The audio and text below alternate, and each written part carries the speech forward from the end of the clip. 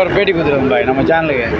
தமிழ்நாடு தௌஹீத் ஜமாத் நடத்தும் மது மற்றும் போதைப் பொருட்களுக்கு எதிரான விழிப்புணர்வு பேரணி நமது கோட்டூர்புரம் கிளை என்ன பாய் நீங்கள் தலைவராக இருக்கேன். கோட்டூர்புரம் கிளை தலைவராக இருக்காங்க நிஷாத் பாய். இது எந்த அடிப்படையில் நடத்துகிறீங்க பாய்? இப்போ பார்த்தீங்கன்னாக்கா நாட்டில் இப்போ தமிழ்நாட்டில் அதிகமாக வந்து மக்கள் வந்து மது மற்றும் போதையில் வந்து அடிமையாகிருக்காங்க. குறிப்பாக பார்த்தா மாணவர்கள் இளைஞர்கள் வந்து அதிகமான மக்கள் வந்து புகையிலை மற்றும் வந்து கஞ்சா இது போன்ற ஈடுபாடு அதிகமாக இருக்குது. அது வந்து அந்த விழிப்புணர்வு ஏற்படுத்தி மக்களை வந்து அதெல்லாம் தடுக்கணுன்ற நோக்கத்தை தான் நம்ம வந்து அதை இந்த ஏற்பாடு பண்ணியிருக்கணும். இப்போ தமிழ்நாடு தௌஹீத் ஜமாத்தில் நிறைய இயக்கங்கள், இந்த இயக்கங்கள் வந்து நிறைய விஷயங்கள் வந்து தன்னார்வமாக வேலை செய்கிறாங்க.